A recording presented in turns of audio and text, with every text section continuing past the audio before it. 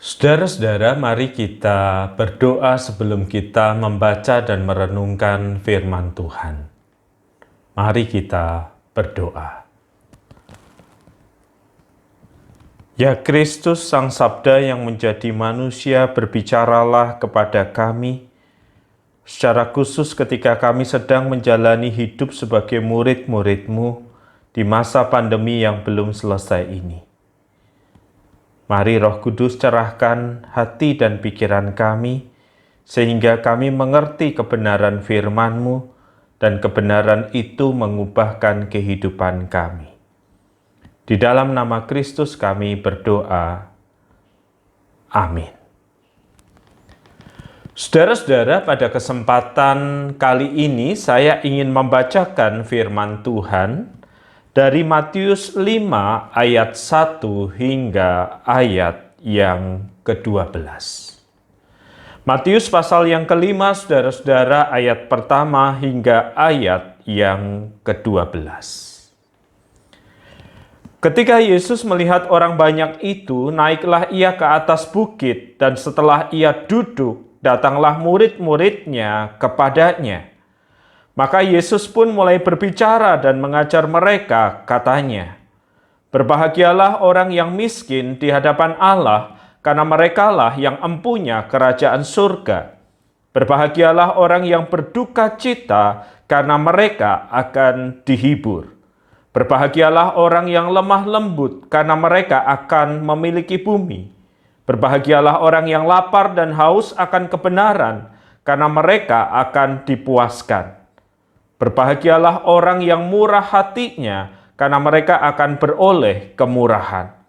Berbahagialah orang yang suci hatinya, karena mereka akan melihat Allah. Berbahagialah orang yang membawa damai, karena mereka akan disebut anak-anak Allah.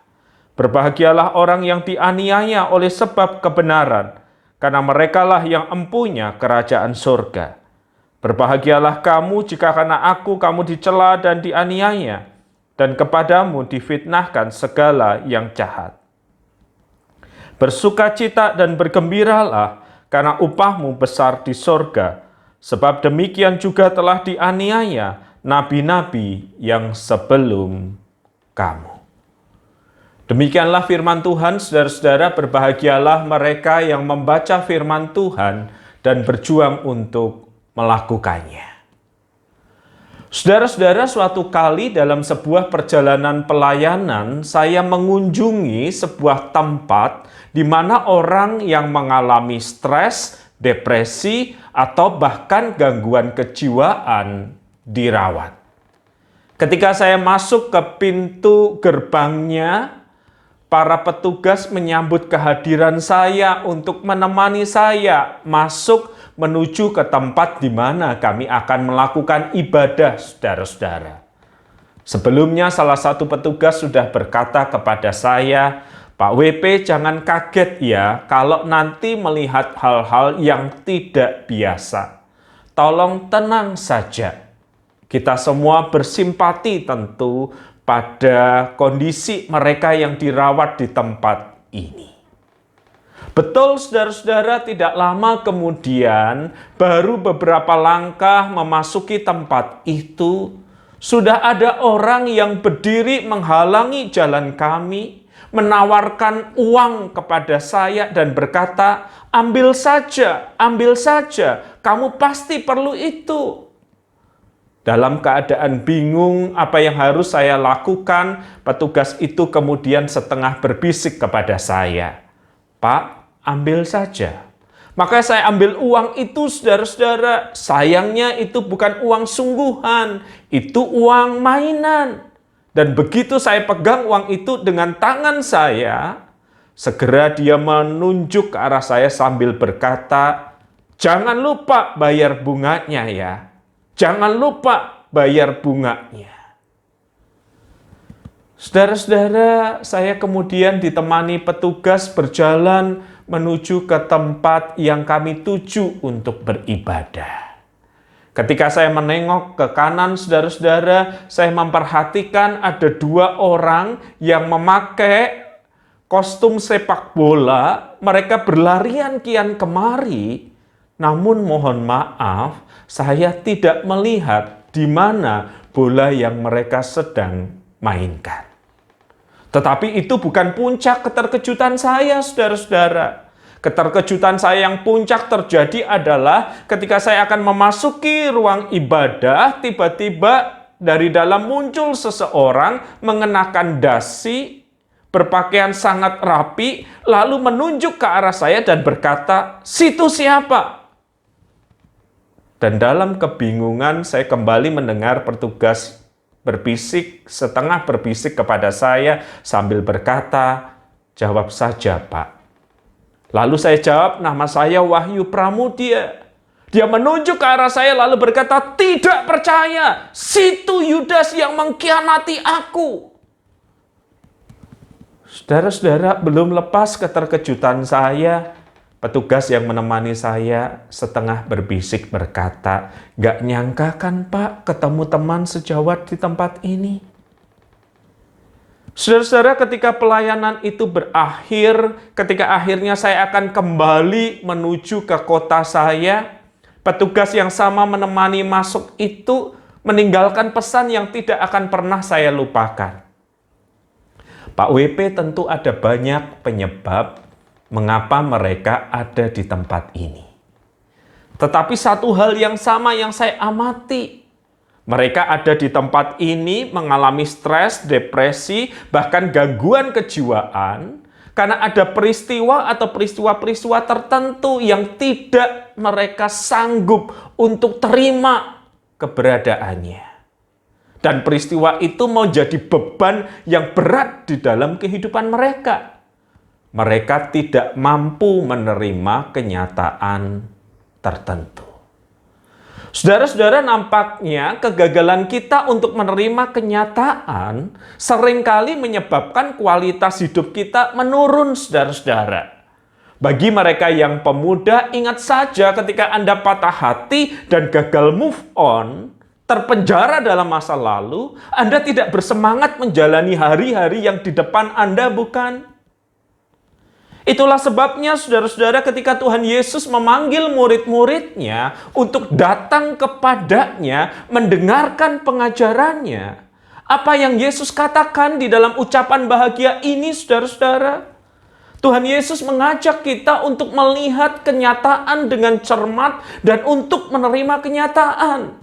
Bahwa ketika Anda dan saya hidup di dalam dunia ini, ada orang yang miskin, dia menyebutkan di ayat yang ketiga. Ada orang yang berduka cita, ia menyebutkan di ayat yang keempat. Ada orang yang dianiaya karena kebenaran, dia menyebutkan di ayat yang ke-11. Dan ada orang yang karena nama Yesus, bukan karena kesalahan yang lain, dicela, dianiaya, dan difitnah.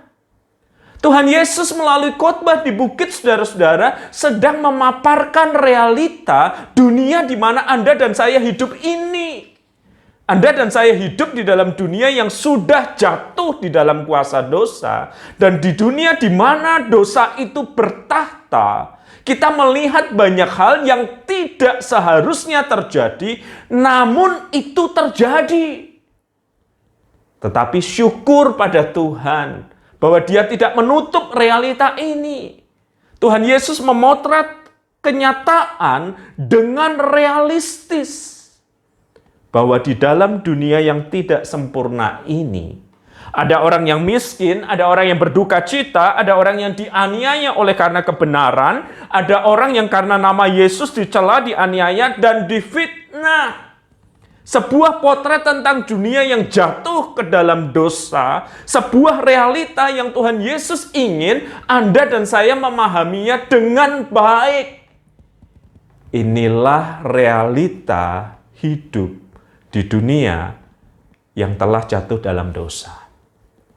Tuhan Yesus tidak menyembunyikan realita yang buruk itu. Tuhan Yesus bahkan tidak mengeditnya, sama seperti kita mengedit gambar potret kita yang kurang indah menjadi indah. Tetapi Tuhan Yesus memaparkan realita blak-blakan. Ini dunia yang sudah jatuh di dalam dosa.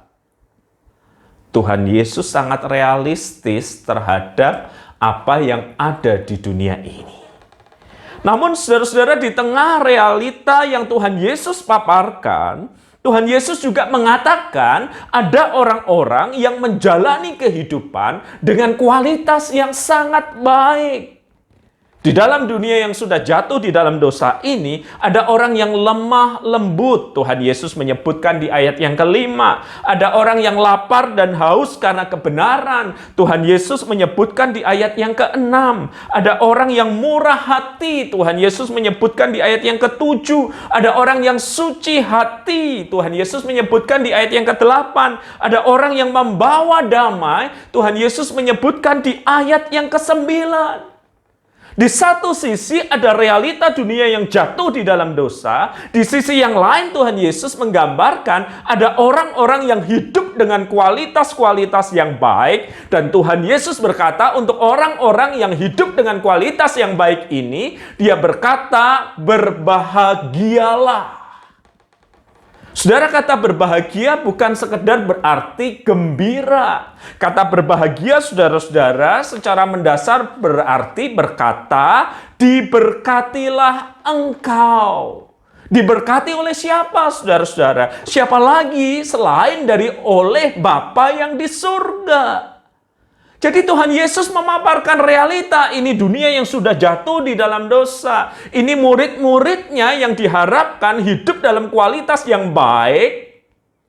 Dan mereka yang hidup di dalam kualitas yang baik di tengah dunia yang sudah jatuh di dalam dosa. Tuhan Yesus berkata, berbahagialah, diberkatilah engkau oleh Bapa yang di surga. Jadi di tengah dunia yang karut-marut ini, Tuhan Yesus juga memotret kehadiran tangan Bapa yang memberkati murid-muridnya. Dua realita ini disandingkan Tuhan Yesus, saudara-saudara. Kenapa? Supaya Anda dan saya, supaya para murid Kristus tidak kecewa hanya ketika mereka melihat realita dunia yang sudah jatuh di dalam dosa ini. Sebab kalau hanya realita yang buruk yang kita lihat, maka Anda dan saya bisa cenderung pesimis. Kehilangan semangat untuk menjalani hidup ini.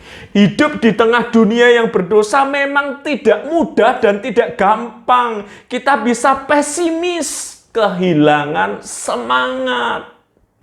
Dan kalau kita sudah pesimis, saudara-saudara, lama-kelamaan Anda dan saya menjadi apatis. Tanpa patos gairah, menjalani hidup ini tanpa gairah. Seperti zombie-zombie yang hanya berjalan tanpa ada detak kehidupan di dalam diri mereka. Tetapi yang paling repot, saudara-saudara, bukanlah ketika Anda dan saya pesimis dengan realita hidup ini. Yang paling repot bukanlah ketika Anda dan saya apatis dengan realita kehidupan ini.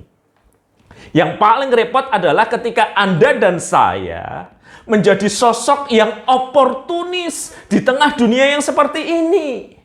Apa maksudnya oportunis? Oportunis adalah orang yang memanfaatkan situasi tanpa peduli benar atau salah untuk keuntungan pribadi.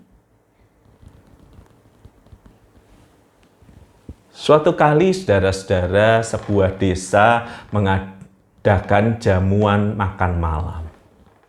Dan sesuai dengan tradisi mereka, ada gentong yang sangat besar, di mana tiap orang diharapkan membawa botol anggurnya. Sebelum acara mulai, mereka harus menuangkan anggurnya di botol yang besar itu, saudara-saudara.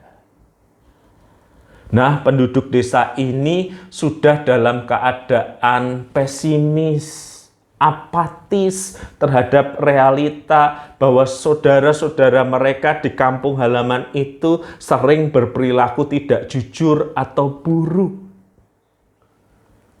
Jadi seseorang kemudian berpikir seperti ini.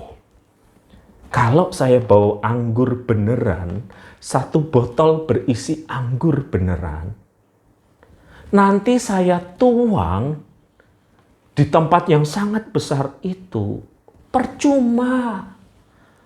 Kenapa percuma, saudara-saudara? Karena dia tahu kejahatan tetangga-tetangganya. Mereka pasti tidak membawa botol anggur. Mereka pasti mengisinya dengan air putih. Karena mereka tidak mau rugi berbagi anggur. Dan karena dia punya pikiran seperti ini, dan karena dia juga bersifat oportunis, demi keuntungan pribadinya, tidak keluar anggur, tetapi hanya ingin merasakan anggur dari saudara-saudaranya yang lain, yang dia pikir akan tetap membawa anggur, maka dia menuangkan botol berisi air itu. Dan ketika acara dimulai, benarkan saudara-saudara apa yang terjadi? Ketika keran dari tempat besar itu dibuka, maka tidak ada bau anggur sama sekali. Dan cairan yang mengalir adalah air putih. Berarti semua yang tinggal di desa itu adalah para oportunis.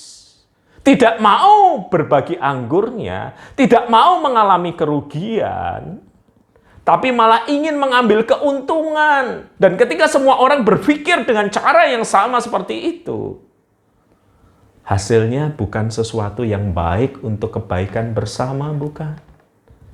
Saudara, ini yang ditegah oleh Tuhan Yesus ketika dia memaparkan realita dunia yang buruk ini. Segera dia memberi gambaran yang lain, yaitu gambaran kehadiran tangan Tuhan memberkati orang-orang yang menjalani kehidupan ini dengan sikap yang benar dan baik. Dan Tuhan Yesus mengajarkan kepada murid-muridnya, orang yang mempertahankan sikap yang benar dan baik di tengah dunia yang karut-marut ini, sebagai orang yang berbahagia, sebagai orang yang diberkati oleh Tuhannya.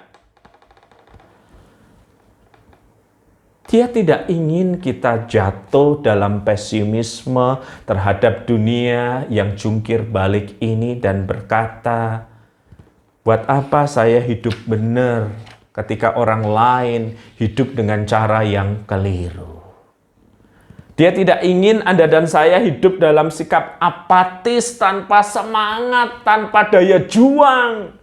Dia juga tidak ingin Anda dan saya mengambil sikap oportunis. Ini dunia yang sudah rusak, mari main dengan segala kerusakannya demi keuntungan diri. Tidak, saudara-saudara. Tuhan Yesus tetap memaparkan gambaran tangan Tuhan yang memberkati mereka yang murni hatinya. Mereka yang lapar dan haus akan kebenaran.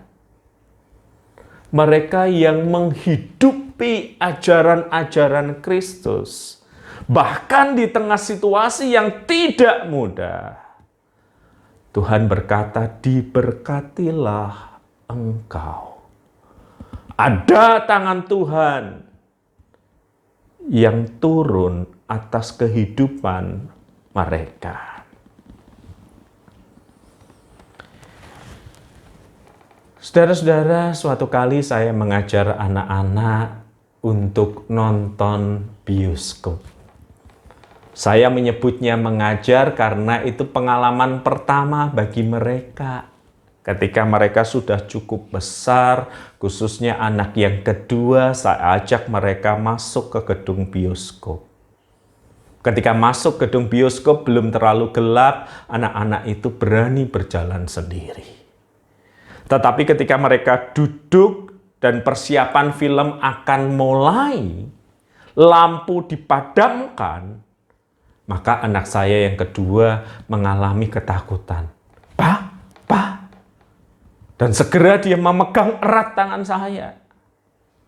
Makin banyak lampu yang dimatikan ketika film akan mulai, makin erat dia menggenggam tangan saya, mencoba mendekati saya, sambil berkata, Papa masih ada kan? Dan ketika makin gelap dan film mulai, Apa yang terjadi, saudara-saudara? Dia sadar dia aman dalam genggaman tangan saya. Dia mulai rileks melihat film yang ada. Kegelapan itu tidak lagi mengintimidasi dirinya.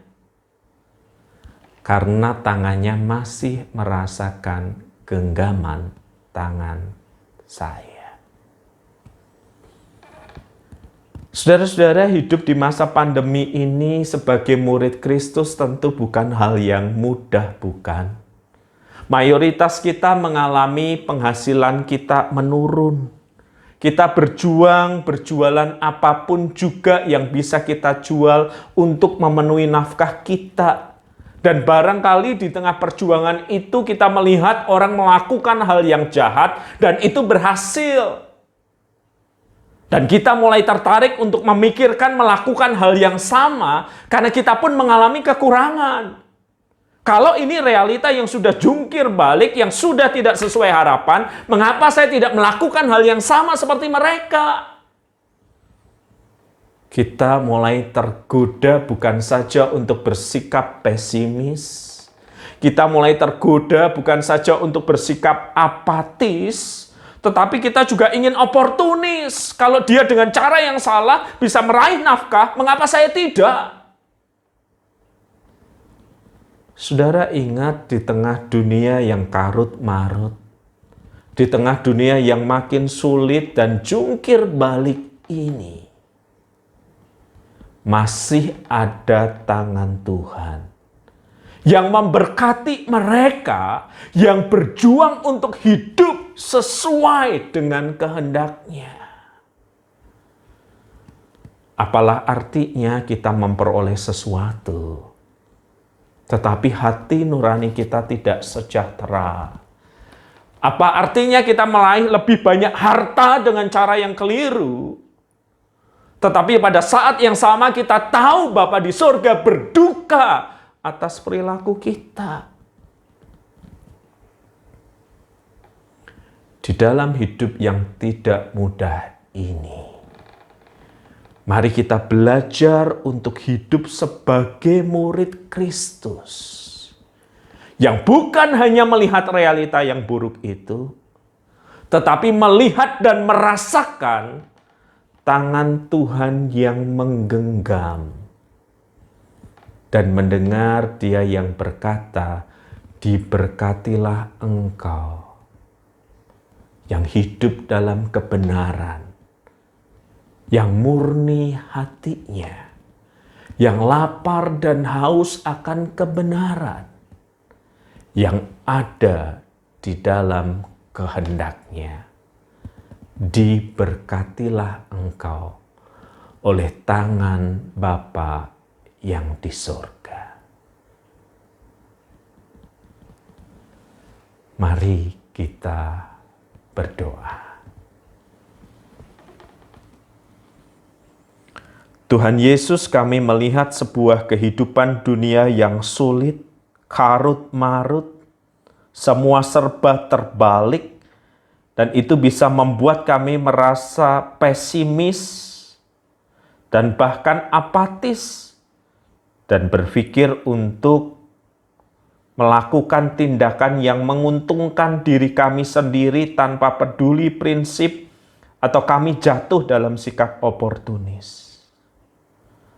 Tetapi Engkau mengajarkan kami untuk melihat realita yang lain, bahwa ada kehadiran tangan Tuhan yang memberkati mereka yang berjuang untuk hidup seturut dengan kehendak Kristus. Mereka yang murni hatinya, mereka yang lapar dan haus akan kebenaran, mereka yang mengikuti Kristus walaupun harus dianiaya dan menderita. Namun ada kehadiran tangan Bapa yang memberkati.